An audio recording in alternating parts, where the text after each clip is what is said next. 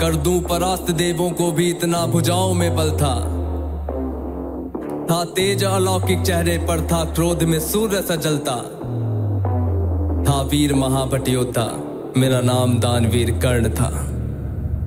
जो महारथी है पराक्रमी है कर्मवीर वो कर्ण हूँ मैं, जो कुरुक्षेत्र की मिट्टी के कण-कण में है वो कर्ण हूँ मैं, जो सूर्य देव की स्वर्णिम किरणें धरती पे वो कर्ण हूँ मैं, जो प्राण भी देते दान में ऐसा दानवीर वो कर्ण हूँ मैं। जो महारथी है पराक्रमी है कर्मवीर वो कर्ण हूँ मैं, जो कुरुक्षेत्र की मिट्टी के कण-कण में है वो कर्ण हूँ मैं, जो सूर्य देव की स्वर्णिम किरणें धरती पे वो कर्ण हूँ मैं, जो प्राण भी देते दान में ऐसा दानवीर वो कर्ण हूँ मैं। जब जन्म हुआ माँ ने त्यागा मुझे लोक लाज के डर से, जिस वक्त मैं माँ पर निर्भर था उठ माँ का साया बिसर से। जो सोच कर हो पीड़ा मन में कुंती ने ऐसा काम किया, गंगा में बहाया था मुझको दिल से निकाला और घर से।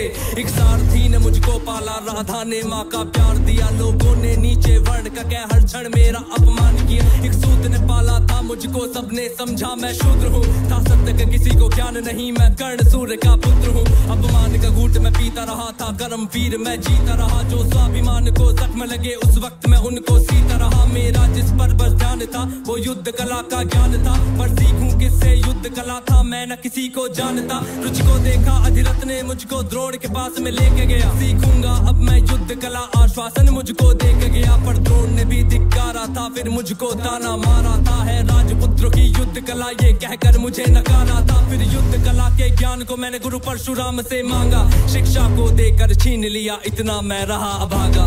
पूर्ण हुई शिक्षा सबकी था, रंगमंच भी लगा हुआ, वहाँ राजपुत्रों के स्वागत में सारा साम्राज्य था सजा हुआ। खुशियाँ थी चारों तरफ, वहाँ पर बजते ढोल नगाड़े थे, सभी राजपुत्र वहाँ रंगमंच पे रण कौशल दिखला रहे थे। संग विजय धनुष को लिए हुए फिर मैं भी वहाँ पर पहुँच गया, जो देखा मेरा रण कौशल सारा साम्राज्य भी चकित हुआ। द्रोण ने वहाँ पे सर्वश्रेष्ठ कह करके जिसे पुकारा था, मैंने भी फिर सबके समक्ष उस अर्जुन को ललकारा था। फिर किया तिरस्कृत द्रोण ने मुझको, जाने क्या क्या बात कही, पहचान लिया था पुत्र को लेकिन कुंती फिर भी मौन रही। फिर दुर्योधन ने बड़ी सभा में द्रोणाचार्य को रोक दिया, मुझको कह करके अंगराज फिर अंग देश मुझे सौंप दिया। ये बात सुनी जब मैंने तब मैं गौरव से हर्षाया था, मुझे दुर्योधन ने मित्र कहा और सीने से भी लगाया था। जब कोई नहीं था संग मेरे दुर्योधन साथ में खड़ा हुआ, मैं दानवीर फिर उसी समय से दुर्योधन का ऋणी हुआ। मैं दानवीर फिर उसी समय से दुर्योधन का ऋणी हुआ, मैं दानवीर फिर उसी समय से दुर्योधन का ऋणी हुआ। जो महारथी है पराक्रमी है कर्मवीर वो कर्ण हूँ मैं, जो कुरुक्षेत्र की मिट्टी के कण-कण में है वो कर्ण हूँ मैं, जो सूर्य देव की स्वर्णिम किरणें धरती में वो कर्ण हूँ मैं, जो प्राण भी देते दान में ऐसा दानवीर वो कर्ण हूँ मैं। मुझे क्रोध भयंकर आता था पर क्रोध को मैंने बांध लिया, बनना है मुझको सर्वश्रेष्ठ ये मन में मैंने ठान लिया। कि अपमानित मुझे बार बार ना किसी ने मेरा मान किया, एक दुर्योधन ही था जिसने हरदम मेरा सम्मान किया।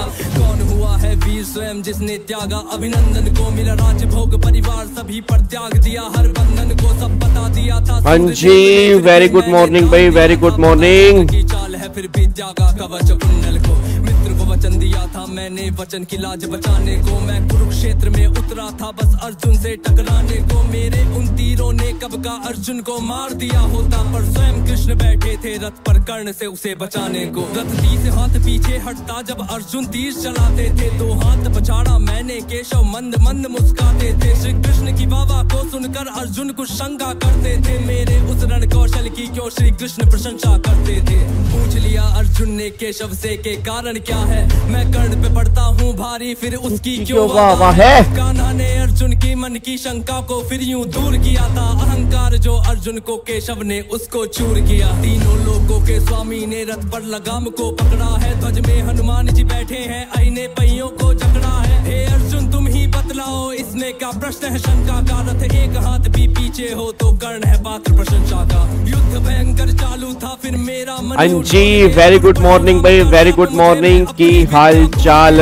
इसी समय पर रथ के पहिए को धरती ने पकड़ लिया, धरती के श्राप का फल था वो, तभी काल ने मुझको जकड़ लिया। शस्त्रहीन हो करके जब मैं अपने रथ से good morning, good morning, very good morning ji, good morning, good morning Jain, good morning. Oops sir, your 1.0 session is wonderful, finally completed, it's super. चलो बहुत बढ़िया जी, बहुत बढ़िया। चलो ji, good morning Rishit, good morning Urmila, good morning Trishna, very good morning ji, Radhe Radhe, सत श्री अकाल, अस्सलाम वालेकुम, हर हर महादेव, जय श्री महाकाल। ठीक है जी, चलो आज फाइनली हमारी इस सीरीज की लास्ट क्लास है जी। ठीक है, इस सीरीज की फाइनली आज हमारी लास्ट क्लास है। आज हमारा सेशन नंबर 40 है। तो आज ये सीरीज हमारी जो है वो कंप्लीट हो जाएगी और आई होप इस सीरीज ने आपको बहुत फायदा दिया हो। इस सीरीज से आपको क्वेश्चंस की प्रैक्टिस करनी आई हो, आई होप आपको प्रेजेंटेशन करनी आई हो, क्वेश्चन पढ़ना आपको थोड़ा बहुत आया हो। तो मेरे को उम्मीद है कि 40 सेशन के अंदर जो भी हमने किया, आई होप ये आपके एग्जाम के लिए बहुत बढ़िया होगा। बस ये पर ध्यान दो जी। गुड मॉर्निंग रजनीश भाई, गुड मॉर्निंग जी। ठीक है जी, तो अब तो वैसे भी अब फाइनली अब एग्जाम हमारे दरवाजे के ऊपर खड़े हुए हैं। हमें अपना सेल्फ स्टडी पे ध्यान लगाना है, हमें अपनी पढ़ाई करनी है। और तुम्हें अगर ऐसा लग रहा है कि सर मैं सब कुछ भूल रहा हूं, ये छोड़ दो। ये नॉर्मली सबको लगता है, बट जब हम क्वेश्चन पढ़ेंगे, हम क्वेश्चन करने बैठेंगे तो सब कुछ हमें याद आएगा। बस ये पर ध्यान दो। तो अगर आपके दिमाग में थॉट आ रहा है ना कि सर ऐसा फील हो रहा है कि हाय मेरे को याद ही नहीं आ रहा, मैं सब कुछ कर रहा हूं, कहीं मैं भूल तो नहीं जाऊंगा, इतनी आप टेंशन मत लो। ठीक है, आपने अगर अपना बेस्ट दिया है, जब पेपर हमारे सामने आएगा हम बिल्कुल परफेक्ट आंसर दे के आएंगे। बस ये पर ध्यान दो। चलो जी, आ जाओ सारे के सारे बच्चे जी, इधर देखो ध्यान से। अच्छा अब सुनो ध्यान से। अब हम इसके बाद कब मिलेंगे? अब एक तो वीडियो बना के मैं डालूंगा, कल तो नहीं, कल हमारी 31 अगस्त है ना, 1 तारीख को मैं एक वीडियो बना के अपलोड करूंगा। उसके लिए मैं लाइव नहीं आऊंगा, अपलोड करूंगा। उसमें एक दो बच्चों के डाउट थे सर, एक तो स्लम सेल वाला, थोड़ा सा अगर आप हो सके तो स्लम सेल वाला देख लेना आप। ठीक है, तो एक तो मैं स्लम सेल के बारे में आपका एक क्वेश्चन करवा दूंगा और थोड़ा सा आपको बता दूंगा स्लम सेल के अंदर क्या क्या था। फिर दूसरा एक बच्चे का डाउट आता है सर लिस्टेड और अनलिस्टेड शेयर वाले केस में क्या ट्रीटमेंट होता है, एक बार थोड़ा सा वो बता देना। ठीक है ना, तो मोटा मोटी ये दोनों चीजें हैं जो मैं 1 तारीख को एक क्लास की रिकॉर्डिंग आधे पौने घंटे की डाल दूंगा। तो जिन बच्चों को भी स्लम सेल में दिक्कत हो या लिस्टेड और अनलिस्टेड शेयर्स में अगर दिक्कत आ रही है तो वो 1 तारीख वाली क्लास देख लेना, आपके उससे डाउट खत्म हो जाएंगे। ठीक है, बाकी फिर मैं मिलूंगा 7 तारीख को, फिर मिलूंगा 7 तारीख को शाम को 7 बजे, 8 तारीख को शाम को 7 बजे और 9 तारीख को सुबह 8 बजे मिलूंगा। बस ये पर ध्यान देना जी।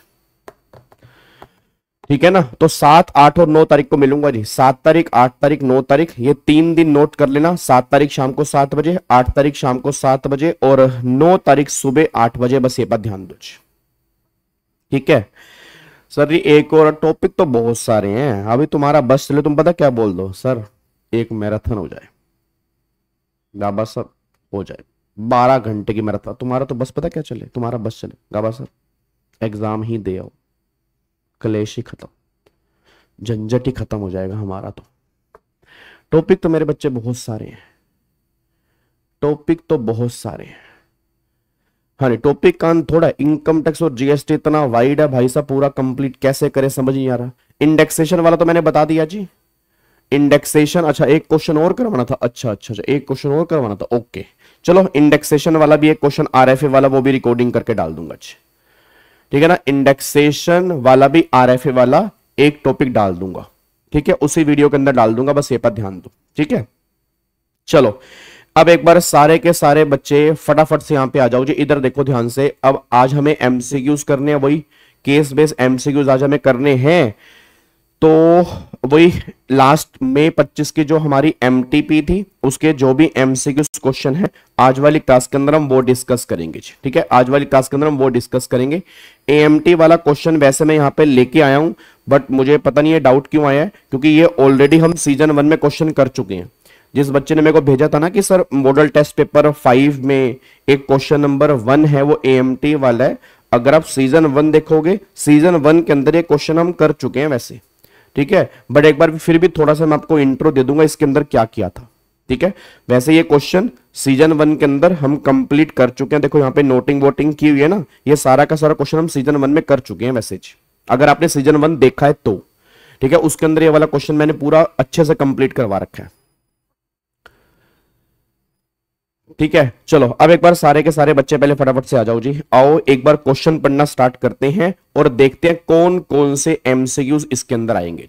ठीक है, चलो अब एक बार सारे के सारे बच्चे आओ जी। मिस एमएस चांदनी, चांदनी ओ मेरी चांदनी, हाँ नहीं चांदनी देखो चांदनी, तृष्णा वो ऑलरेडी मैंने, अच्छा लास्ट क्लास में ना 2,14,500 का आंसर मैंने जो लास्ट क्लास है उसके कमेंट बॉक्स में डाल दिया था तृष्णा।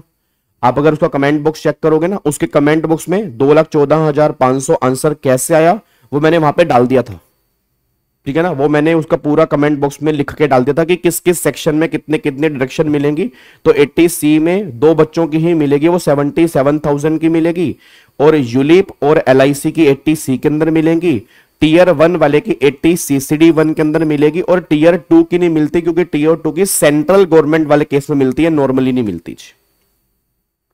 ठीक है, चलो अब एक बार सारे के सारे बच्चे आओ। मिस चांदनी, एज उसकी 45 साल है। Provide following data, following data of her gross receipt for the financial year 23-24 and 24-25। She is engage in agency business. वो किस बिजनेस में है जी? वो एजेंसी बिजनेस में है, वो एजेंसी बिजनेस में है, ठीक है ji. Along with providing services as tarot card reader, वो सर्विस भी साथ में दे रही है, ठीक है। अब फाइनेंशियल ईयर 23-24 में उसकी बिजनेस से रिसीट है 78 लाख रुपए और प्रोफेशन से रिसीट है 43 लाख रुपए। टोटल रिसीट जो है वो 1,21 लाख रुपए है, ठीक है। उसके बाद 24-25 में 85 लाख है, 47 लाख है, 1,32 लाख रुपए है। तो पहले एक बात मैं बता दूं, यहां पे अगर मैं उसकी पिछले साल की ग्रोस रिसीट चेक करता हूं बिजनेस वाली, वो 78 लाख है, तो मतलब वो 1 करोड़ से कम है। तो अगर वो 1 करोड़ से कम है तो इसका इंपैक्ट आगे जाके क्या पड़ सकता है? इसको टीडीएस काटने की रिक्वायरमेंट नहीं होगी, क्योंकि टीडीएस इंडिविजुअल और एचएफ को तब काटना पड़ता है अगर उसकी टर्नओवर बिजनेस की जो हो वो 1 करोड़ से ऊपर हो, और प्रोफेशन वाले केस में 50 लाख से ऊपर हो जी। तो अगर आप चेक करोगे टर्नओवर जो है वो 1 करोड़ से भी कम है और प्रोफेशन वाले केस में 50 लाख से कम है, तो अगर ये पूछेगा टीडीएस के बारे में, इस केस में टीडीएस काटने की रिक्वायरमेंट नहीं होगी। बट अगेन वो सेक्शन चेक करना पड़ेगा, वो किस सेक्शन की बात कर रहे हैं। अब आगे देखो जी, फटाफट से आओ जी, अब आगे देखो, फटाफट से आओ, इधर देखो ध्यान से जी। यहां पे देखो जी, during the financial year 24-25 she paid an amount of 1,20,000 to a contractor for polishing her old furniture. She has taken service from renowned interior designer for her self-occupied residential property for which she paid 2.5 lakh रुपए, ठीक है। Further 28 मई 2024 को she sold one commercial property 50 lakh, उसने 50 लाख की commercial property बेची। The value adopted by stamp duty 52 lakh रुपए है, और ये खरीदी थी 40 लाख रुपए की ऑन 28 अप्रैल 17 को, और कोस्ट इन्फ्लेशन इंडेक्स हमें यहां पे दिया हुआ है। पहली बात, क्या कोस्ट इन्फ्लेशन इंडेक्स हमारे काम का है? बिल्कुल जी। अगर आप चेक करोगे ट्रांसफर जो किया वो 28 मई 24 को किया है, मतलब 23 जुलाई 24 से पहले किया। तो अगर 23 जुलाई 24 से पहले है, उस केस में इंडेक्सेशन होगा, बस ये पर ध्यान दो जी, उस केस में इंडेक्सेशन होगा, ठीक है। उसके बाद the brought forward business loss दे रखे हैं 20-21 के 5 लाख रुपए। अब during the year Chandni incur a loss 8,30,000 from trading in the agriculture commodity derive, उस पर सीटीटी आपने पे नहीं किया, तो 8,30,000 रुपए के यहां से लॉस आ रहे हैं, ठीक है। उसके बाद अब अगर है base on the above information choose the most appropriate answer of the following multiple choice question. अब देखो पहला क्या है, पहला कह रहा है what is the total amount of tax to be deducted by Chandni for financial year 24-25। बताओ टीडीएस कितना कटेगा? टीडीएस कटेगा नील, यहां पे टीडीएस काटने की रिक्वायरमेंट ही नहीं है। 194C में टीडीएस काटने की रिक्वायरमेंट तब होती है अगर उसकी टर्नओवर पिछले साल की 1 करोड़ से ऊपर हो, बिजनेस वाले केस में या प्रोफेशन वाले केस में 50 लाख से ऊपर हो, तो इस केस में टीडीएस काटने की रिक्वायरमेंट नहीं है, तो यहां पर टीडीएस आपका नहीं कटेगा, तो option number C is the correct answer. उसके बाद वो अगर कैपिटल गेन का अमाउंट निकाल दो, भाई कैपिटल गेन जो है वो कितना टैक्सेबल होगा। अब अगर मैं कैपिटल गेन की बात करता हूं तो यहां पे तो हमें इंडेक्सेशन करना पड़ेगा, तो यहाँ पे सेल प्राइस कितना निकल के आ रहा है? सेल प्राइस 50 लाख लेंगे या 52 लाख लेंगे? ऑब्वियस सी बात है 50 लाख लेंगे। क्यों 50 लाख लेंगे? क्योंकि ये एसडीवी जो है इसके 110% से ज्यादा नहीं है, ठीक है ना। तो 50 लाख का 110 कितना बन गया? 55 लाख। ये कितना है? 52 लाख, तो 110 से कम है, तो एक्चुअल सेल प्राइस मेरा सेल प्राइस बनेगा, तो यहाँ पे कितना हो गया? 50 लाख।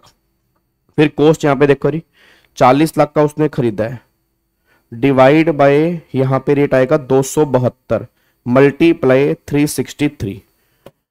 तो अगर आप चेक करोगे यहाँ पे 40 लाख डिवाइड बाय 272 मल्टीप्लाई 363, तो ये बन रहा है 53,38,235 रुपए। इसमें से 50 लाख अगर माइनस कर दूंगा तो ये 3,38,235 रुपए का लॉस आ रहा है जी। 3,38,235 रुपए का यहाँ पे लॉस निकल के आ रहा है। तो 3,38,235 ये हमारा लॉन्ग टर्म कैपिटल लॉस निकल के आ रहा है, बस ये पर ध्यान दो जी। बिल्कुल जी, तो ये हमारा लॉन्ग टर्म कैपिटल लॉस यहाँ पे निकल के आ रहा है। उसके बाद एक बार फिर वो कह रहा है what is the amount of losses which can be carry forward for assessment year 26-27 if Chandni file her return of income 30 नवंबर 2025। अब देखो 30 नवंबर 2025, तो रिटर्न जो फाइल किया वो ड्यू डेट के बाद फाइल की है। अब अगर ड्यू डेट के बाद फाइल की है, वो कह रहा है assuming there is a business loss 10 lakh रुपए के और प्रोफेशन से इनकम जो है 15 लाख रुपए की है। तो पहले मैं जानकारी के लिए आपको बता दूं, बिजनेस के लॉस कैरी फॉरवर्ड नहीं होते अगर आपने रिटर्न लेट फाइल की है। तो सिंपल से बात ये निकल के आ रहा है कि यहां पे कोई भी लॉस, बिजनेस के लॉस दिए हुए हैं तो बिजनेस के लॉस कैरी फॉरवर्ड होने का मतलब ही नहीं है, क्योंकि आपने रिटर्न लेट फाइल की है। हाउस प्रॉपर्टी के हो जाते हैं बट बिजनेस और कैपिटल गेन के नहीं होते। तो यहां पे सिंपल सी बात है, कोई भी कैरी फॉरवर्ड होगा ही नहीं। आज आंसर आएगा नील। इस केस में कोई भी कैरी फॉरवर्ड की बात नहीं होगी, बस ये पर ध्यान दो। क्या बात समझ में आ रही है? क्या आपको बात समझ में आ रही है? पक्का पक्का। तो ये हमारा क्वेश्चन यहां पे निकल के आ रहा है। ठीक है, चलो अब आ जाओ अगले क्वेश्चन पे आओ। अब अगला क्वेश्चन नंबर 2 देखते हैं। क्वेश्चन नंबर 2 क्या? आओ जी, एक बार क्वेश्चन नंबर 2 पे आओ। कह रहा है मिस्टर हर्ष है, एज 45 साल की है, is appointed as senior executive officer in Ambition India Limited. मतलब एक कंपनी में एम्प्लॉई है जी, एक कंपनी में एम्प्लॉई है। मुंबई 1 फरवरी 2024 in the scale of 35,000, 3500, 65,000। He is paid dearness allowance 40% of salary forming part of retirement benefit। मतलब डीए जो है वो उठोएबल है। He is given rent free unfurnished accommodation, मतलब फर्निश्ड नहीं, अनफर्निश्ड accommodation 1 मई 2024 फिर इज ऑक्यूपाइड ओनली 1 अक्टूबर 2024। ठीक है जी, मतलब दिया 1 मई को, ऑक्यूपाई के अक्टूबर से, तो कैलकुलेशन जो करेंगे वो अक्टूबर से करेंगे। द कंपनी ने लीज रेंट पे किया 5,000 पर मंथ। मतलब ये घर उसके खुद का नहीं है, कंपनी ने किराए पर ली है। अब अगर कंपनी ने किराए पर ली है तो आप मेरे को एक बात सोच के बताना, क्या टैक्सेबिलिटी करेंगे? मुंबई में है तो जितनी भी सैलरी है उसका 10% और एक्चुअल रेंट जो पे कर रहे हैं विच एवर इज लेस, इतना आरएफए टैक्सेबल निकल के आएगा अनफर्निश्ड वाले केस में जी। ठीक है जी, उसके बाद अगले पॉइंट पर आओ जी, नेक्स्ट पॉइंट पर आओ। नेक्स्ट पॉइंट फिर वो कह रहा है he has been provided a car, उसको गाड़ी दी है 2000 CC capacity which is use by him for private purpose, सिर्फ प्राइवेट पर्पस में यूज कर रहा है। एक्चुअल कॉस्ट गाड़ी की 8 लाख है। मंथली एक्सपेंडिचर ऑफ कार के 5,000 है which is fully met by employer. अब मेरा पूरी क्लास से क्वेश्चन है, गाड़ी एम्प्लॉयर की है, यूज एम्प्लॉय कर रहा है और 100% पर्सनल पर्पस के लिए कर रहा है। तो गाड़ी एम्प्लॉयर की है, ठीक है, गाड़ी एम्प्लॉयर की है। अच्छा, यहाँ पे खर्चा भी किसका है? एम्प्लॉयर का, और पर्सनल यूज हो रहा है। तो पहली बात, गाड़ी का 10% और जो खर्चा होगा वो भी यहाँ पे टैक्सेबल करेंगे जी। अगर आप चेक करोगे पर्सनल पर्पस वाले केस में क्या करते हैं, जितनी की गाड़ी की कॉस्ट है उसका 10% पर एनम, और जो एक्चुअल खर्चा हुआ वो भी हम यहाँ पे टैक्सेबल करते हैं। तो यहाँ पे डबल टैक्सेबिलिटी आएगी, एक तो गाड़ी की अलग आएगी और खर्चे की अलग आएगी, क्योंकि 100% पर्सनल यूज है। ये बात ध्यान देना चाहिए। उसके बाद अब वो कह रहे हैं ही पे लमसम प्रीमियम 1.5 लाख रुपए towards health insurance for self and his wife for 48 month on 1 October 2024 by account payee cheque. He also contribute 1.5 lakh रुपए पीपीएफ। अब आपको बताने हैं इसके आंसर। पहला वो कह रही थी, पहले तो आप आरएफए की वैल्यू निकाल दो, आरएफए की वैल्यू कितनी आएगी जी। ठीक है जी, अब अगर आरएफए की वैल्यू की बात करते हैं तो आरएफए की वैल्यू, पहली बात तो सैलरी कितनी है जी। तो अगर मैं सैलरी की बात करता हूं 1 फरवरी 24 से 31 जनवरी 25, ठीक है ना। फिर यहां पर 1 फरवरी 25 से 31 जनवरी 26, तो यहां पर सैलरी थी 35,000 और यहां पे होगी 38,500, ठीक है ना। अब यहां पे अगर आप चेक करोगे, हमें निकालना अक्टूबर से, तो भाई अक्टूबर 24 में जो सैलरी थी मेरी ये थी, अक्टूबर, नवंबर, दिसंबर, जनवरी, 4 महीने की सैलरी मेरी 35,000 थी। फिर फरवरी और मार्च में सैलरी मेरी 38,500 थी। तो अगर मैं यहाँ पे सैलरी निकालता हूं 35,000 मल्टीप्लाई 4, तो यहाँ पे आ गया 1,40,000। फिर 38,500 मल्टीप्लाई 2, यहाँ पे आ गया 77,000। अगर मैं दोनों का टोटल करूंगा तो आएगा 2,17,000। अच्छा, अब यहाँ पे डीए की बात करते हैं। डीए कितने हैं? 40%। तो इसका 40% जो है वो डीए है 86,800। तो इसमें 86,800 अगर मैं जोड़ दूंगा तो ये बनेगा आपका 2,17,000 प्लस में 86,800, तो 3,03,800 जी, 3,03,800 रुपए ये निकल के आएगा, इतना निकल के आएगा ना। अच्छा अब ये सैलरी निकल के आ गई, अब इसका 10%, इसका कितने परसेंट, 10%। तो अगर मैं इसका 10% यहां पे निकालता हूं, अगर मैं इसके यहां पे 10% निकालता हूं तो 10% आ रहा है 30,380 रुपए, 30,380 रुपए यहां पे निकल के आ रहा है। अच्छा यहाँ पे लीज रेंट कितना पे कर रहा है वो, यहाँ पे लीज रेंट पे कर रहा है 5,000 पर मंथ।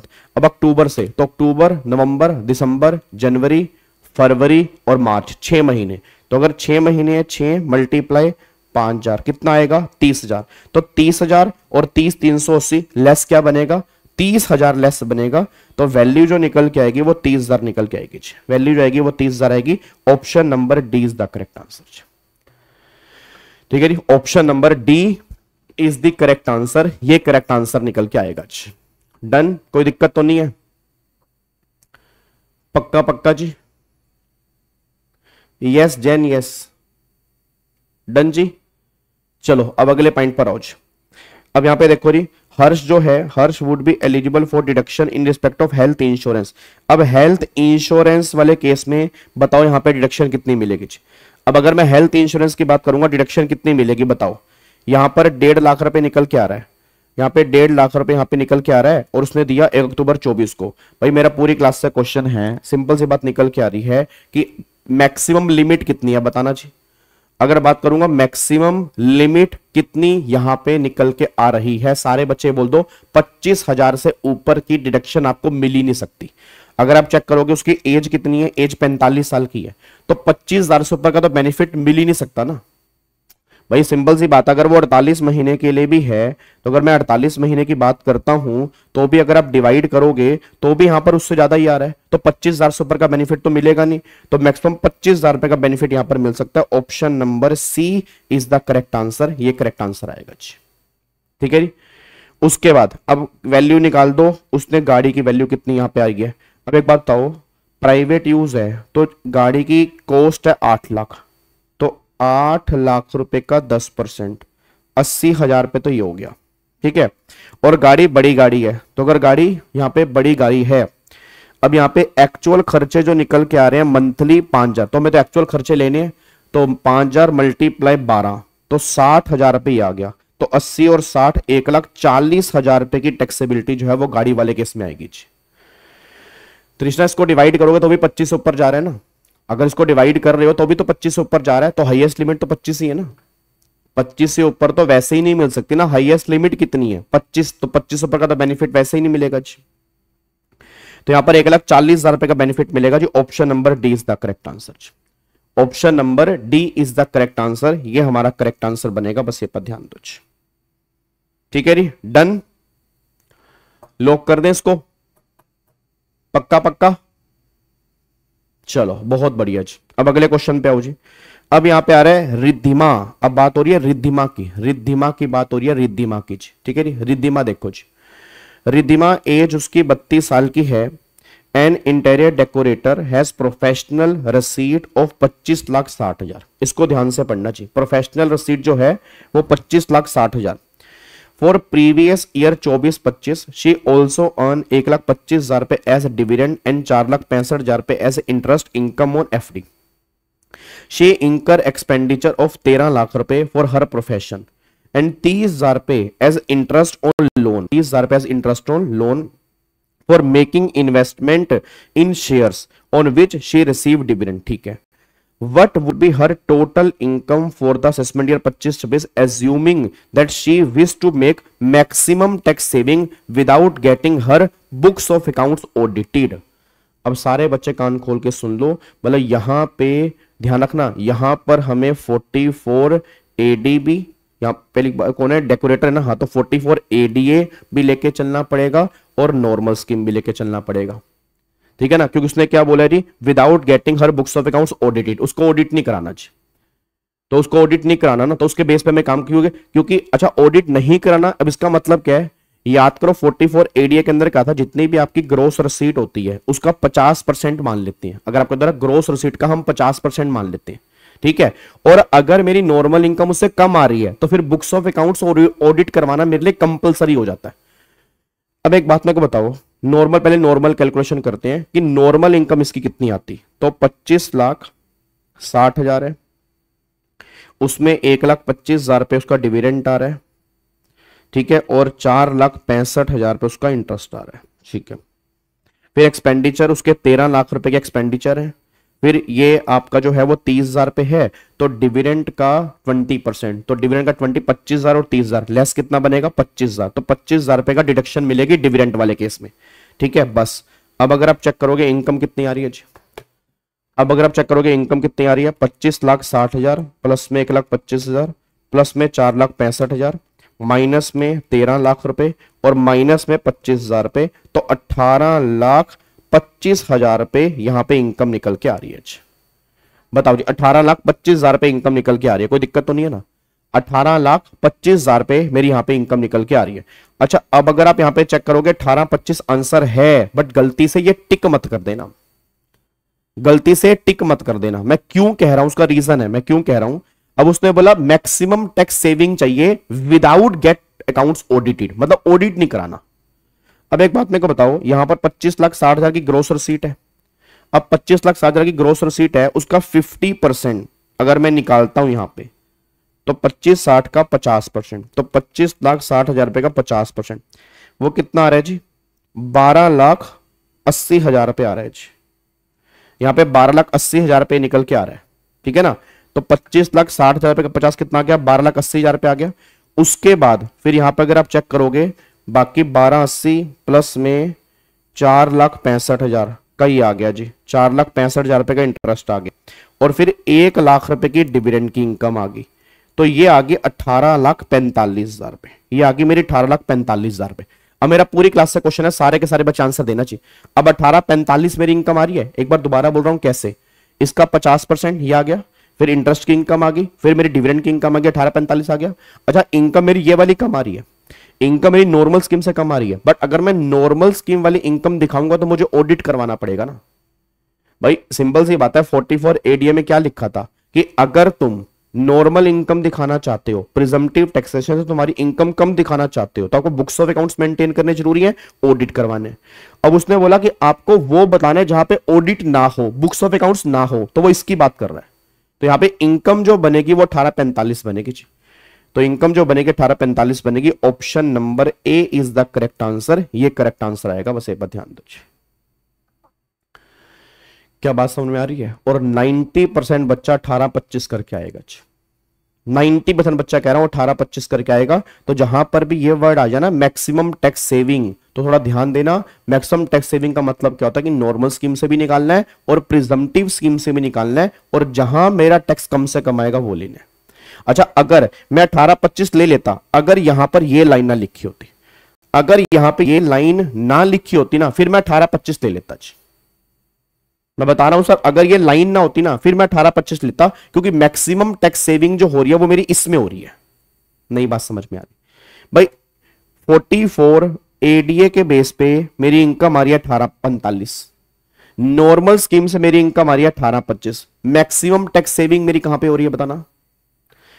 और मिला वही बता रहा हूं कि आप ये बता दो मैक्सिमम टैक्स सेविंग मेरी कहां हो रही है, 18,45 पे हो रही है 18-25 पे हो रही है। 18,45 पे हो रही है 18-25 पे हो रही है, 18-25 पे हो रही है, 18-25 पे टैक्स सेविंग हो रही है। तो अगर वो टैक्स सेविंग की बात करता तो मैं 18-25 कहता, बट प्रॉब्लम यह कि अगर मैं 18-25 दिखाऊंगा तो ऑडिट करवाना कंपलसरी है, बुक्स ऑफ अकाउंट्स मेंटेन करने जरूरी है, क्योंकि मैं अपनी इनकम प्रिजम्पटिव इनकम से कम दिखाना चाह रहा हूं। और ये बात 44 एडीएम में लिखी हुई है, हमने क्लास में भी की हुई है कि अगर तुम्हें अपने नॉर्मल प्रॉफिट कम दिखाने हैं प्रिजम्पटिव टैक्सेशन से, तो बुक्स ऑफ अकाउंट्स और ऑडिट करवाना कंपलसरी हो जाता है। उस केस में कोई ऑडिट की लिमिट एप्लीकेबल नहीं होती, उस केस में ऑडिट करवाना वैसे ही कंपलसरी है। अब जैसे ही उसने लाइन बोली कि आपको ऑडिट ना कराना हो, तो भैया फिर तो यही वाली इनकम निकल के आएगी, क्योंकि अगर मैं ये इनकम दिखाऊंगा तो यहां तो ऑडिट और बुक्स ऑफ अकाउंट्स मेंटेन करना जरूरी हो जाएगा जी। क्या बात समझ में आती है जी। डन, लॉक कर सकते हैं इसको जी। तो ये पॉइंट आपको यहां पे निकल के आ रहा है, तो इसका आंसर जो बनेगा 18,45 आंसर बनेगा, ये बात ध्यान दो जी। ठीक है चलो अब अगले पॉइंट पर आओ जी। अब अगला कह रहा है अरुण की ग्रोस टोटल इनकम जो है वो 245 है, और उनकी ग्रोस टोटल इनकम 245 है। 45,000 उसने पीपीएफ में डाल दिए। उसका इलेक्ट्रिसिटी का बिल है 1,20,000 पे, तो भैया तो सिंपल सी बात है, रिटर्न भरना कंपलसरी है। इनकम एग्जम्पशन लिमिट से कम है, इनकम एग्जम्पशन लिमिट से कम है, बट फिर भी रिटर्न भरना कंपलसरी है, क्योंकि बिजली का बिल 1 लाख से ऊपर का है, और अगर इलेक्ट्रिसिटी का बिल 1 लाख से ऊपर का है तो रिटर्न भरना कंपलसरी है। तो नॉट रिक्वायर्ड, गलत। नॉट रिक्वायर्ड, गलत। नॉट रिक्वायर्ड, गलत। रिक्वायर्ड, तो option number D is the correct answer. Option number D यहां पे आंसर बनेगा जी। क्या बात समझ में आ रही है जी? क्या आपको बात समझ में आ रही है? पक्का पक्का, कोई दिक्कत तो नहीं है? तो option number D is the correct answer, ये हमारा करेक्ट आंसर बनेगा। तो ये सारे एमसीक्यूज दे रखे थे इस बार की एमटीपी के अंदर। डन? क्या लॉक कर सकता हूं? चलो अब अगले पॉइंट पर आ जाओ जी। अब यहां पे आ जाओ। अब अगली एमटीपी क्या कहती है? आओ जी। अब ये एमटीपी क्या कहती है? लो जी, इधर देखो ध्यान से जी। अब आओ जी अगली एमटीपी के ऊपर आओ। अगली एमटीपी क्या कहती है? यहां पर बात हो रही है मनीषा की, यहां पर बात हो रही है मनीषा। लो जी, अब ध्यान से पढ़ना जी। यस तृष्णा, यस। लो जी,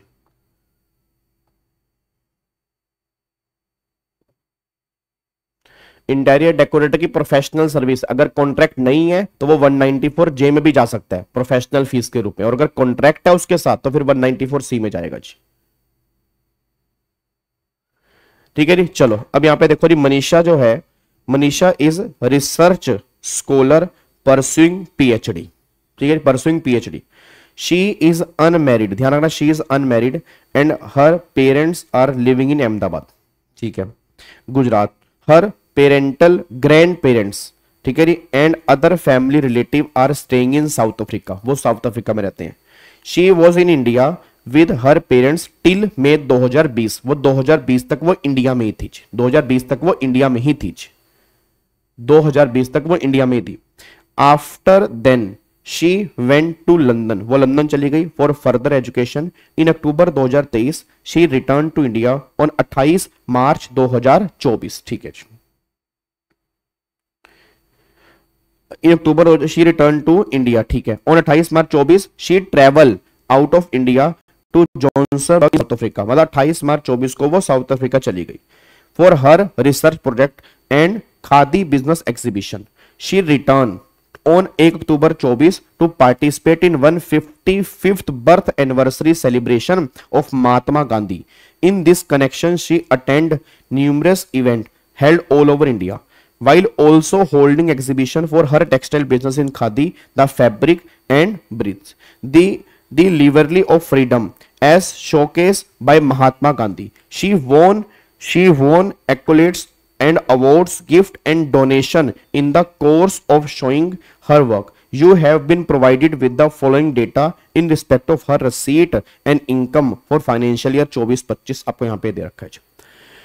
अब अगर तुम कायदे से यहाँ पे देखोगे ना, अगर तुम कायदे से यहाँ पे देखोगे वो 1 अक्टूबर 24 को आई है, तो अगर 1 अक्टूबर 24 को है तो अक्टूबर में 31 दिन, अक्टूबर, नवंबर, दिसंबर, जनवरी, फरवरी, मार्च। तो अगर आप यहाँ पे देखो कितने दिन यहाँ पे हो गए जी, यहाँ पर कितने दिन यहाँ पर हो गए? अक्टूबर, नवंबर, दिसंबर, जनवरी, फरवरी, मार्च। तो यहाँ पर आएगा 182। तो अगर एग्जैक्ट 182 यहां पर बन रहा है तो ये पर्सन जो है इंडिया का रेजिडेंट है। ये पर्सन जो है इंडिया का रेजिडेंट है, और मेरे ख्याल से पिछले 7 साल में 730 दिन भी होंगे, क्योंकि 2020 से पहले वो इंडिया में ही थी। तो 2020 से पहले वो इंडिया में थी, और 730 दिन भी आराम से होंगे, और 2 बार वो रेजिडेंट भी होगी। तो वो ROR वाली कैटेगरी में यहां पर कवर हो सकती है अगर वो उसका स्टेटस मांगेंगे, अगर वो उसका स्टेटस मांगेंगे। आगे देखो जी, स्कॉलरशिप मिल रही है उसको for pursuing her research work, ये तो एग्जम्प्ट है। याद करो सेक्शन नंबर 10, मैंने आपको अदर सोर्स के अंदर लिखवाया भी था कि अगर कॉस्ट ऑफ एजुकेशन को मीट करने के लिए स्कॉलरशिप मिलती है तो वो एग्जम्प्ट होती है। याद है, कॉस्ट ऑफ एजुकेशन को मीट करने के लिए जो भी स्कॉलरशिप मिलती है वो एग्जम्प्ट होती है। तो 4,80,000 मिल रही है तो वो एग्जम्प्ट है जी, कोई दिक्कत नहीं है जी। उसके बाद gross receipt from exhibition held in South Africa in collaboration with the leading fashion house, 10 lakh rupaye, ये तो इनकम है। Gross receipt exhibition India 12 lakh rupaye, gross receipt यहाँ पे एग्जीबिशन इंडिया 1,05,000 रुपए। ठीक है, आगे फिर gross receipt from sale of handmade khadi designer fashion accessory 2,25,000 rupaye, ठीक है। फिर गिफ्ट मिला फ्रॉम हर फादर सिस्टर, पापा की सिस्टर मतलब भुआ, तो अगर भुआ से गिफ्ट मिला तो वो एग्जम्प्ट है। भुआ से गिफ्ट मिला वो क्या है, एग्जम्प्ट है, क्योंकि रिलेटिव वाली कैटेगरी में कवर है। कैश गिफ्ट मिला उसके फ्रेंड से 27,000 रुपए, एग्जम्प्ट है क्योंकि 50,000 से कम है, क्योंकि 50,000 से कम है, और 50,000 तक के कैश गिफ्ट जो होते हैं वो नॉन टैक्सेबल होते हैं। Receive share from income of HEF, ये भी एग्जम्प्ट है। एचईएफ से एचईएफ के मेंबर को मिलता है तो वो सारा का सारा एग्जम्प्ट है, कोई भी टैक्सेबिलिटी यहां पे नहीं है। अब यहां पे कॉस्ट क्या है, cost of material exhibition held in South Africa 12 lakh, फिर cost of handmade khadi designer khadi stationery product 1 lakh, other eligible business खर्चे 4 लाख, फिर cost of honey purchase for sale in exhibition 55,000 रुपए, ये सारे के सारे खर्चे हैं। फिर वो कह रहा है mister Patel of South Africa gave her cheque 5 lakh रुपए favouring Gandhi smart trust as donating to the trust, she was requested to hand over the cheque, तो उसका तो कुछ भी नहीं करना ना भाई, डोनेशन तो किसी और बंदे ने दी है, तो ये तो क्या कर रही है, वहां से चेक लेके आगे किसी को दे रही है, तो ये तो कोई ट्रीटमेंट यहां पे होगा नहीं इसका, ठीक है ना। इसने कोई डोनेशन नहीं दी, अगर ये डोनेशन देती तो शायद 80G के अंदर कवर हो सकती थी, बट डोनेशन इसने किसी से चेक लिया, वो चेक आगे हैंड ओवर कर दिया, तो इसका काम सिर्फ इतना सा है, इसके हाथ में इसका कोई ट्रीटमेंट नहीं होगा, बस ये पर ध्यान दो। अब आगे वो क्या कह रहा है, Manisha does not have manufacture any of khadi products, she source all the khadi metal accessory product or honey from supplier of such item, ठीक है। all financial transaction are carried out in account pay check and TDS has been directed wherever applicable, भाई सारा का सारा जो payment आई है वो account payee check से आई है, TDS कर चुका है जहां पर भी TDS एप्लीकेबल है। कह रहा है her parental grandfather is the karta of the family HEF, अच्छा इनकी एचईएफ है। Her parental grandfather comes to visit India for 6 months every year since 2014। HEF is managed outside India and all decision regarding the HEF are made outside India, तो HEF का सारा control बाहर है, तो अगर HEF का सारा control बाहर है तो HEF जो है वो NR वाली कैटेगरी में आएगी, बस ये पर ध्यान दो। याद है HEF वाले किसमें, अगर थोड़ा सा कंट्रोल इंडिया में होगा तब HEFR बनेगा, अगर सारा कंट्रोल ही बाहर है तो HEF NR वाली कैटेगरी में है।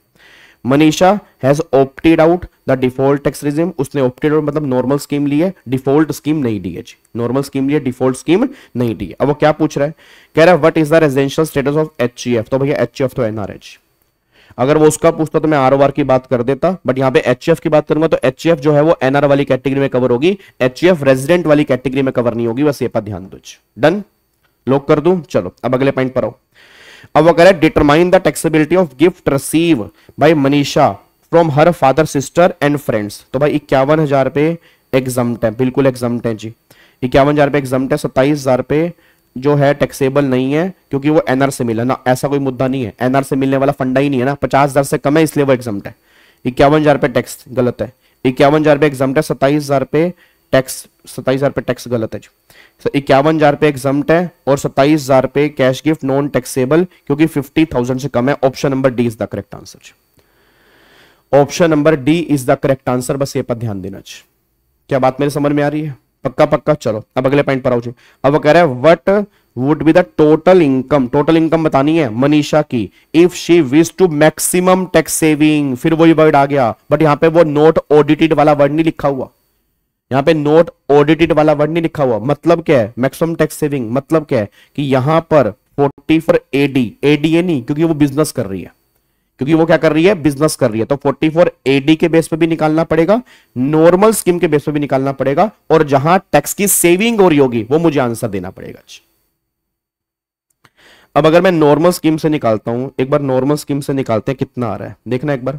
नॉर्मल स्कीम से ये 10 लाख ग्रोस रिसीट है, 10 लाख प्लस में फिर ये 12 लाख ग्रोस रिसीट है, प्लस में 1,05,000 की ग्रोस रिसीट है, ठीक है, फिर प्लस में 2,25,000 की ग्रोस रिसीट है, 51,000 नहीं आएगा, 27 नहीं 22 नहीं आएगा, फिर खर्चे में ये 12 लाख रुपए, ये 12 लाख रुपए माइनस कर दिए, फिर 1 लाख रुपए ये खर्चा माइनस कर दिया, अदर खर्चे 4 लाख के ये आपने माइनस कर दिए, ठीक है, और 55,000 रुपए का माइनस कर दिया, तो 7,75,000 रुपए की इनकम निकल के आ रही है अगर मैं वैसे निकाल रहा हूं, ठीक है।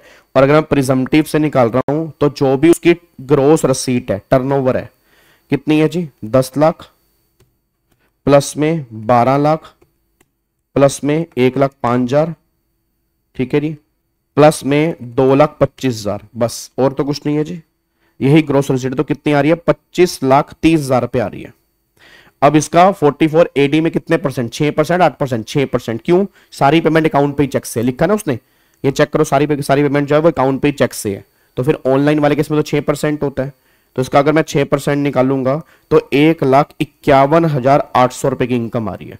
अब सारे बच्चे बोलो 1,51,800 कम है या 7,75 कम है, ऑब्वियस सी बात है कि 1,51,800 कम है, तो 1,51,800 यहां पर हमारी इनकम आएगी 1,51,800। Option number C is the correct answer.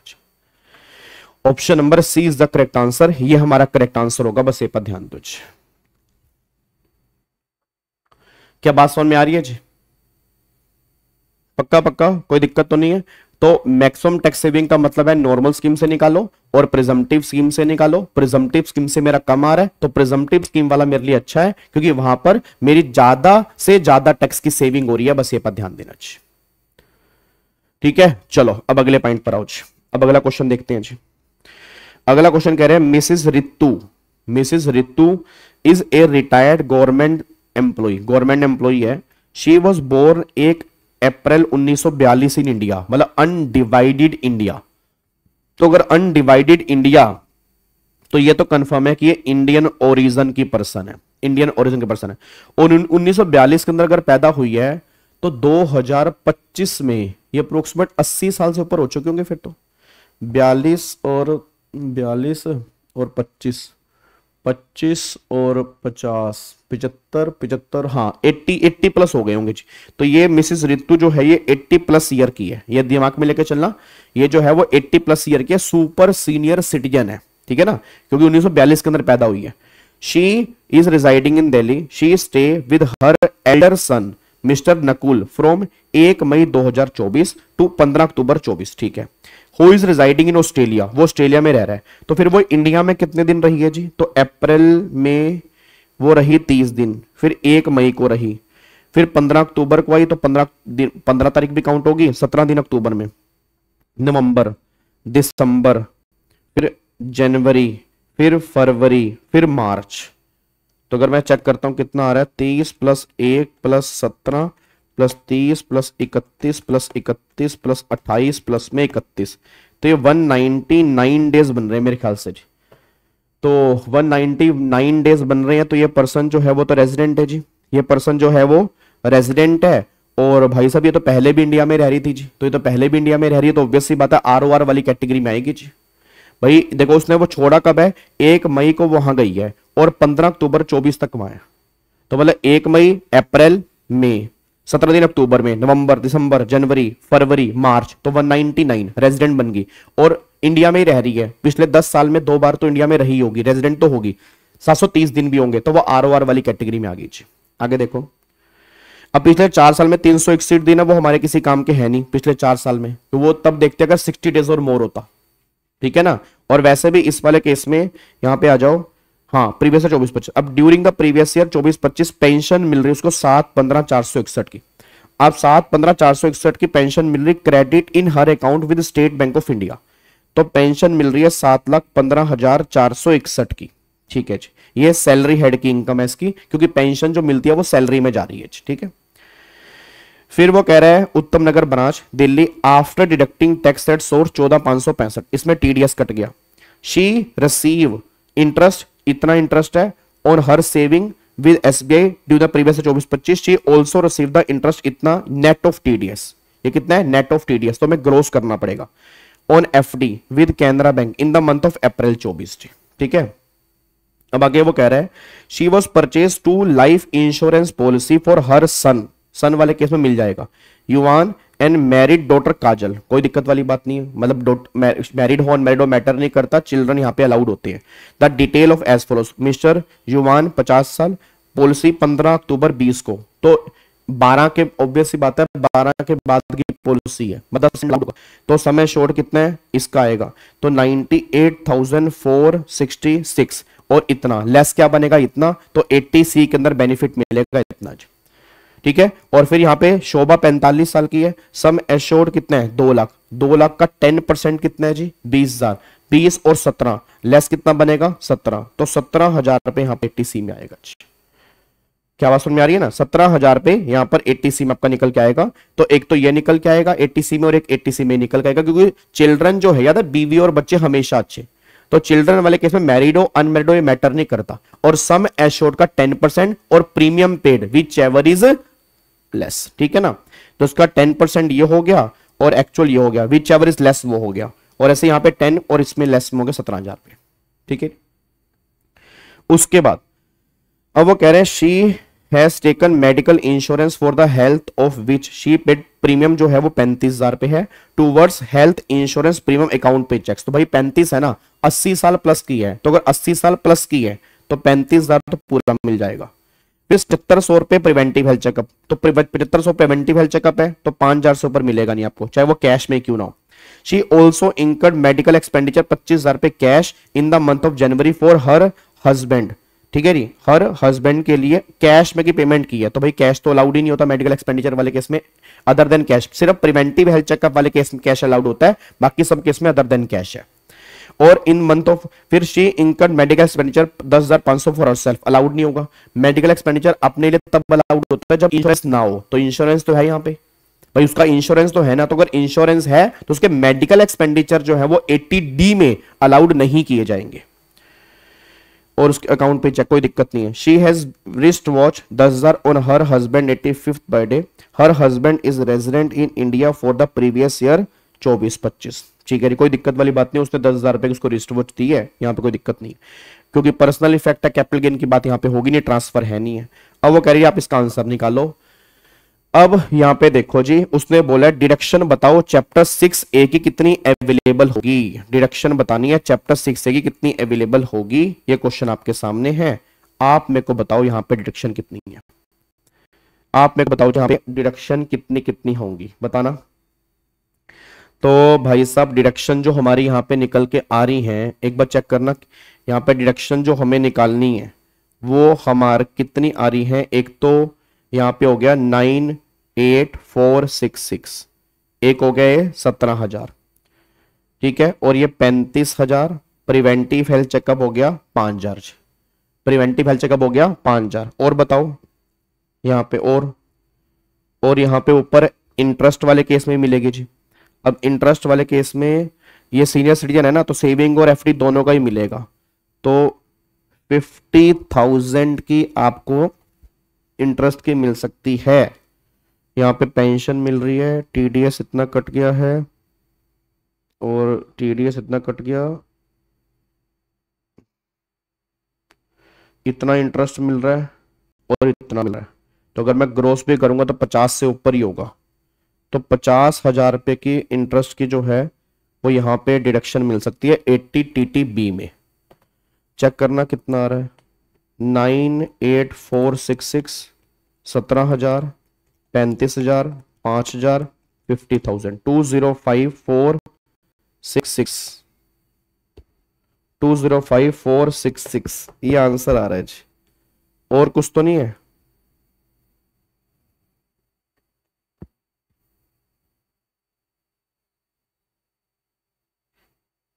सत्रह हजार,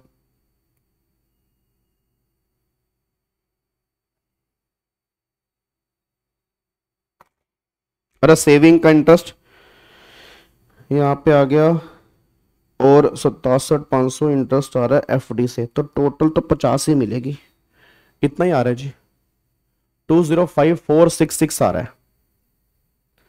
205,466 आंसर आ रहा है। 35,000 वाला बता दीजिए। 35,000 वाला, 35,000 मेरे बच्चे ही हो गया ना, ये आपका मेडिकल इंश्योरेंस हो गया ना, तो 35,000 पे ही हो गया ना मेडिकल इंश्योरेंस, क्योंकि 80 प्लस है। तो 25,000 की लिमिट नॉर्मल केस में, 50,000 की लिमिट सीनियर सिटीजन वाले केस में है। तो 25,000 रुपए की लिमिट जो है वो यहाँ पे, सॉरी अब यहाँ 35 है ना, तो 50 की लिमिट है, पूरा 35 यहाँ पे अलाउड हो जाएगा जी। सर कॉन्ट्रीब्यूशन बाय एम्प्लॉयर का सैलरी एंड पीजीपी का डिडक्शन चैप्टर में भी कंफ्यूजिंग हो रहा है। चैतन्य क्यों कंफ्यूजिंग हो रहा है? सैलरी में डिडक्शन जो मिलती है, अगर आप पीएफ में कंट्रीब्यूशन करते हैं तो आपको जो मिलती है वो एम्प्लॉय के हाथ में ट्रीटमेंट हो रहा है, और पीजीपी में एम्प्लॉयर के हाथ में ट्रीटमेंट हो रहा है। पीजीपी में जो उसने कंट्रीब्यूशन किया, उसके कंट्रीब्यूशन उसको डिडक्शन मिल रही है 14% सैलरी का, और जो सैलरी हेड में ट्रीटमेंट कर रहे हैं वो एम्प्लॉय के हाथ में ट्रीटमेंट कर रहे हैं, दोनों के हाथ में ट्रीटमेंट अलग अलग ही है। इसका आंसर एक बार देख लेते हैं कौन सा एमटीपी है। यहां पे कितना आएगा, ए आएगा जी। आंसर इसका ए निकल के आ रहा है, कहां गया इसका आंसर, ये रहा जी 205466, ये आंसर निकल के आ रहा है जी। ठीक है ना, 205466 ये इसका आंसर निकल के आ रहा है। ठीक है, चलो अब अगले पॉइंट पर आओ जी। अब वो कह रहा है ग्रोस टोटल इनकम बता दो रितु की अंडर नॉर्मल प्रोविजन, नॉर्मल बतानी है, नॉर्मल प्रोविजन जी। अब नॉर्मल प्रोविजन में उसकी इनकम देखना कितनी आ रही है जी। तो भाई यहां पे पेंशन आ रही है 7,15,461, इसमें 50,000 की स्टैंडर्ड डिडक्शन माइनस करनी मत भूल जाना। तो 715,461 माइनस 50,000, ये हो गया 665,461। ठीक है, उसके बाद यहां पे DTDS इतना आ गया। ठीक है जी, अच्छा इसमें पहले तो इसमें वो जुड़ेगा ना, TDS जुड़ेगा, ग्रोस दिखाना होगा ना मैं तो उसमें से 50,000 माइनस करूंगा मैं। तो यहां पे 715,461 प्लस में 14,565, तो यहां पे आ रहा है 715,461 प्लस में 14,565, तो यार है 730026, इसमें से 50,000 माइनस करूंगा तो बैलेंस आ रहा है 680026, 680026 ये निकल के आ रहा है जी। ठीक है जी, 680026 ये निकल के आ रहा है। ठीक है, क्लियर है। उसके बाद देखो यहाँ पे जी, शी रिसीव इंटरेस्ट इतने का, अब इतने का इंटरेस्ट मिल रहा है उसको, और शी रिसीव ऑल्सो इंटरेस्ट इतना, ये नेट ऑफ TDS है। तो पहले तो ये 4352 हो गया, और ये 67,500 डिवाइड बाई 90 मल्टीप्लाई 100, तो 67,500 डिवाइड बाई 90, ये हो गया 75,000 रुपये। ठीक है जी, और कोई इनकम तो नहीं है इसकी जी, तो यहाँ पे बस यही इनकम आ रही है। तो 680026 प्लस में 4352 प्लस में 75,000, तो 659,378, 659,378 नहीं,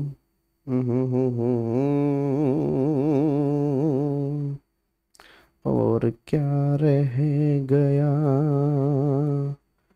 और क्या रह गया, और क्या रह गया भाई, और उसको क्या मिल रहा है,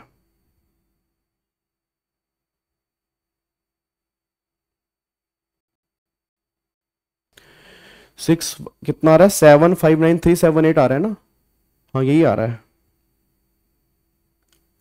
और तो कुछ यहाँ पे है नहीं। तो सेकंड का आंसर यहाँ पे 7593, अच्छा ये तो रहा ऑप्शन नंबर सी। ठीक है ठीक है ठीक है ठीक है ठीक है ठीक है, ऑप्शन नंबर सी दे रखा है जी, ऑप्शन नंबर सी दे रखा है, मेरे को लोग आंसर दिया ही नहीं, ऑप्शन नंबर सी दे रखा है। Done done done done done done done.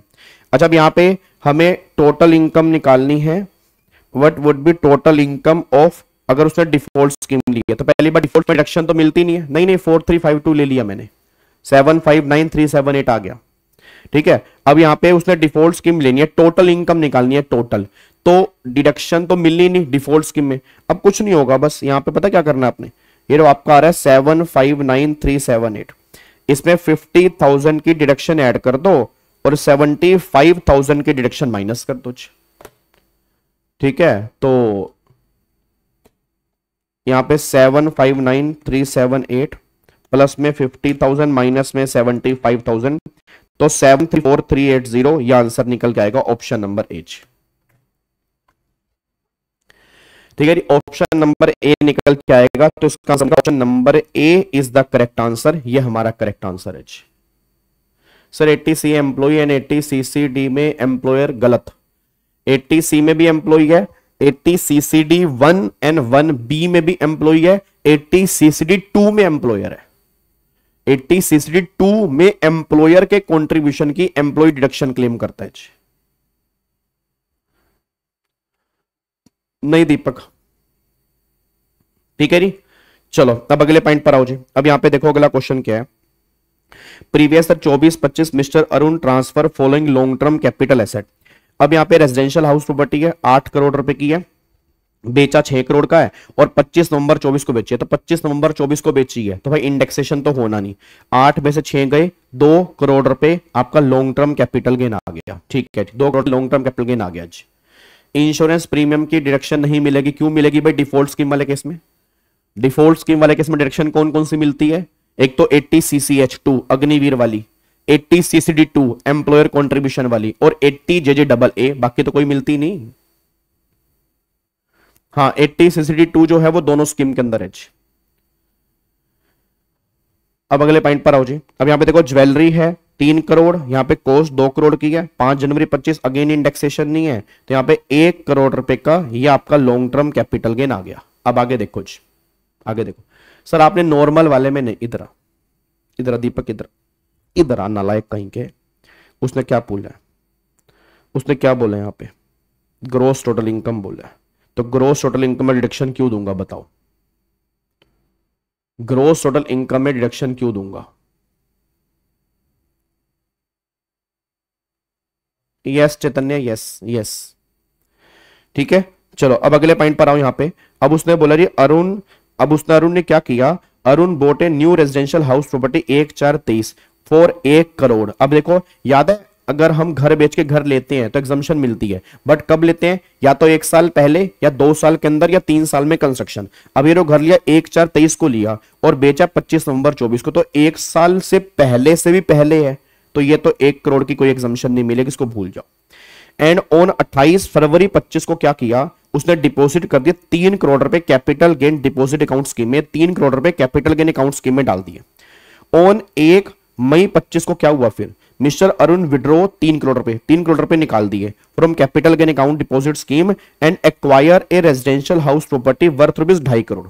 अब 2.5 करोड़ की रेजिडेंशियल प्रॉपर्टी ले ली, अब घर बेच के घर ले लिया, ये 2 करोड़ तो पूरे एग्जम्प्ट है, ये तो सेक्शन नंबर 54 में सारे के सारे एग्जम्प्ट है, क्योंकि सेक्शन 54 में घर बेच के घर लिया तो जो कैपिटल गेन है वो सारे एग्जम्प्ट है। अब दूसरे केस में क्या है? ज्वेलरी बेच के घर लिया, अब 2 से 2 तो चले गए, अब तुमने घर लिया 2.5 करोड़ का, तो मतलब 50 लाख रुपए जो तुमने कैपिटल गेन लगाए वो ज्वेलरी वाले लगाए। मैं दोबारा बोलूंगा, 50 लाख रुपए जो तुमने कैपिटल गेन लगाए हैं वो तुमने ज्वेलरी वाले लगाए हैं, क्योंकि तुमने 2.5 करोड़ का घर लिया ना, तो 2 तो ये हो गए, 50 लाख ज्वेलरी वाले हो गए। अब ज्वेलरी बेच के घर लिया, उस केस में एग्जम्पशन मिलेगी 54F की, और 54F में नॉर्मल नहीं मिलती। अब तुम्हारे गेन 1 करोड़ के ना, अब 1 करोड़ में से कितना एग्जम्प्ट और कितना टैक्सेबल, वो प्रोपोर्शनेट होता है। याद करो 54F में क्या होता है कि 54F में होता है, अब तुम्हारे यहां पे एक बात बताना, यहां पे ज्वेलरी वाले केस में 3 करोड़ का सेल प्राइस था। अब देखो उसने लिखा है ना एक्सपेंडिचर कनेक्शन है 2 करोड़ रुपए दे रखे हैं, 2 लाख रुपए दे रखे हैं, 3 करोड़ में 2 लाख गए तो 2 करोड़ 98 लाख, तो 2 करोड़ 98 लाख में से 2 करोड़ रुपए आपने कॉस्ट है, तो 98 लाख रुपए के तुम्हारे कैपिटल गेन आ रहे हैं। अब ये 98 लाख रुपए अगर मुझे कैपिटल गेन एग्जम्प्ट करवाने हैं तो मुझे गवर्नमेंट कह रही 2 करोड़ 98 लाख रुपए लगाने होंगे। याद है वहां पे नेट सेल कंसीडरेशन लगाओगे तब सारा कैपिटल गेन एग्जम्प्ट होगा। तो मतलब अगर मैं 298 लगाऊंगा तब 98 मेरे एग्जम्प्ट होंगे, तो मतलब 98 मेरे एग्जम्प्ट होंगे 2 करोड़ 98 लाख लगाने पर, तो 50 लाख लगाने पर क्या होगा, क्योंकि मैंने 50 लाख लगाए हैं, तो भैया 98 लाख एग्जम्प्ट होंगे 2 करोड़ 98 लगाने पर, तो 50 लाख लगाने पर जो एग्जम्प्ट होंगे ना वो एग्जम्प्ट होंगे 16,44,295 रुपए, इतने की एग्जम्पशन मिलेगी। अब अगर 98 लाख में से 16,44,295 की एग्जम्पशन मिलेगी तो बैलेंस बचेगा 81,55,705 रुपए। ये इतना कैपिटल गेन जो है वो टैक्सेबल हो जाएगा। ठीक है, इतना कैपिटल गेन जो है वो टैक्सेबल हो जाएगा, बस ये बात ध्यान देना चाहिए। एक बार दोबारा बोल देता हूं, एक तो 2 करोड़ के कैपिटल गेन ये आ रहे हैं और 98 लाख, ये 1 करोड़ के नहीं आ रहे, इसमें 2 लाख रुपए खर्चा भी है ना, तो 98 लाख के ये आ रहे हैं। अब खरीदी 2.5 करोड़ की, तो 2 में से 2 तो चले गए, वो एग्जम्प्ट हो गए। एडिशनल 50 लाख रुपए जो तुमने लगाए वो इसमें से लगाए, बट 54F कहता है अगर पूरे 2 करोड़ 98 लाख लगाओगे तब 98 लाख एग्जम्प्ट होंगे, तुमने लगाए 50 लाख, तो 50 लाख लगाने से कितने एग्जम्प्ट होंगे? 50 लाख लगाने से इतने एग्जम्प्ट होंगे। सर एक बार दोबारा, एक बार दोबारा, एक बार दोबारा, इधर देखो ध्यान से, 2 करोड़ कैपिटल गेन आ रहे हैं घर घर बेच के, ज्वेलरी को बेच के कैपिटल गेन कितने आ रहे हैं, ज्वेलरी को बेच के 98 लाख। सर 98 लाख कैसे आ रहे हैं, 3 करोड़ की ज्वेलरी बेची है, 2 लाख रुपए खर्चे हैं, तो 2 करोड़ 98 लाख, 2 करोड़ की कॉस्ट है, तो 98 लाख रुपए गेन आ रहे हैं। ठीक है, अब तुमने क्या किया, तुमने नया घर ले लिया, कितने का, 2.5 करोड़ का। अब घर बेच के घर लिया, वो तो सारे गेन एग्जम्प्ट हो गए, तो 2 करोड़ के 2 करोड़ एग्जम्प्ट हो गए। अब वो थे 2 करोड़, तुमने घर लिया 2.5 करोड़ का, तो 50 लाख रुपए तुमने ज्यादा लगाए। अब ये 50 लाख रुपए तुमने कौन से लगाए, ज्वेलरी वाले। ज्वेलरी बेच के घर लिया, तो ज्वेलरी बेच के घर लिया तो 54F की बात होगी, 54 की बात नहीं होगी। 54F कहता है अगर नेट सेल कंसिडरेशन लगाओगे तब पूरा गेन एग्जम्प्ट होगा।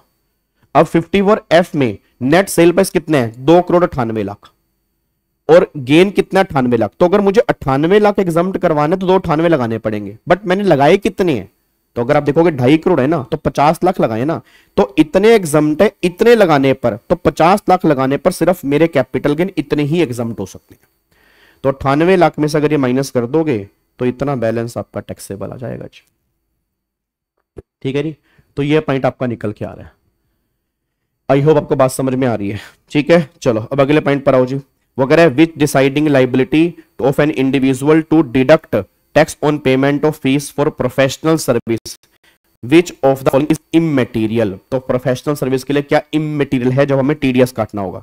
अमाउंट पेड, ये तो जरूरी है।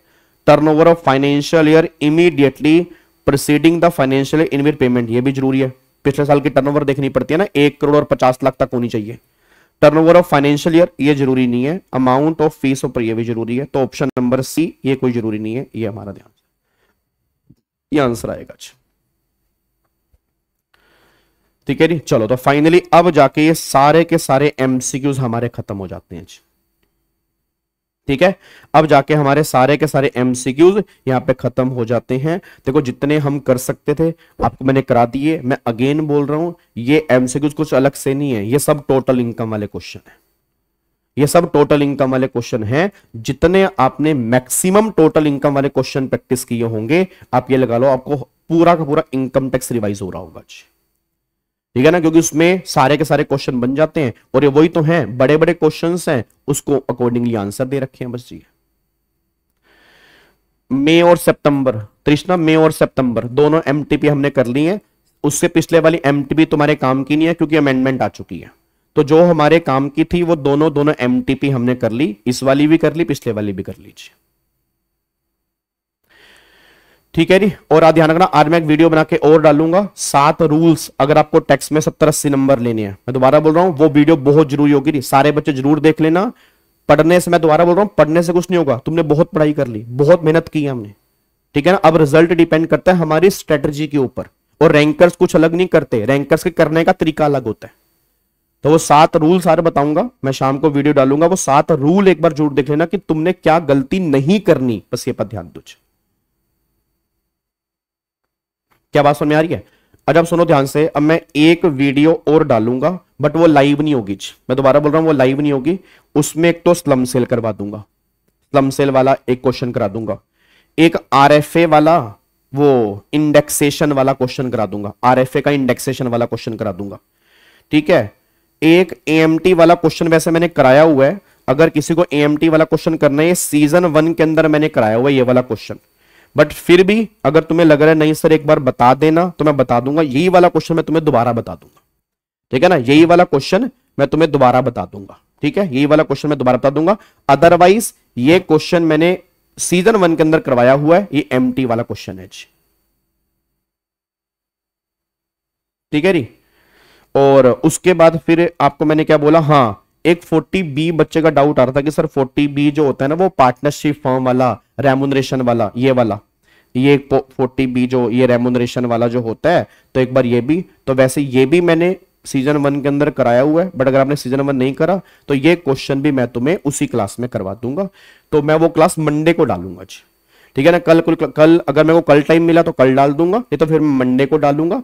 तो फाइनली मैंने अपनी तरफ से अपना पूरा बेस्ट दिया जी, ठीक है। मतलब मेरी तरफ से जो हो सकता था मैंने पूरी कोशिश किया कि मैं कभी छुट्टी ना लूं क्लास से, चाहे जितना मर्जी काम हो। तो मैंने टारगेट लिया था 30 सेशन का, बट हमने 40 सेशन लगाए हैं। तो आई थिंक सफिशिएंट है, हमने काफी प्रैक्टिस की और 35 सेशन पहले भी थे, तो ऑलरेडी 75 सेशन प्रैक्टिस के हो चुके हैं। तो अगर आपने प्रैक्टिस अच्छे से की है तो आई होप आपको मजा आया होगा।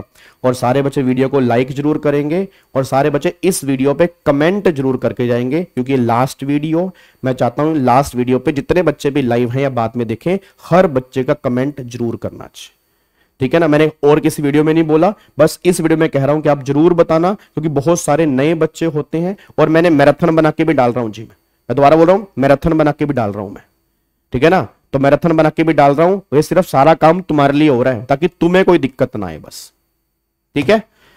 चलो, तो सारे बच्चे जरूर कमेंट करना। ओके जी, bye bye, tata, thank you so much, जय हिंद, God bless you. Sir compulsory question पे देखो, सिंपल, जितने टाइम का क्वेश्चन, जितने मार्क्स का क्वेश्चन है उसका 1.5 मिनट मल्टीप्लाई कर लो आप, उससे 1-2 मिनट और ऊपर दे देना, बट उससे ऊपर टाइम उसके लिए है नहीं है। मार्क्स मल्टीप्लाई 1.5 मिनट, हर क्वेश्चन उतना होना चाहिए। हाँ बिल्कुल मोहित, बिल्कुल कर सकते हो, बिल्कुल बिल्कुल प्लान कर सकते हो, ठीक है। चलो bye bye, take care, thank you so much, जय हिंद, God bless you, love you all. बहुत बहुत आभार, बहुत बहुत शुक्रिया आपका जी।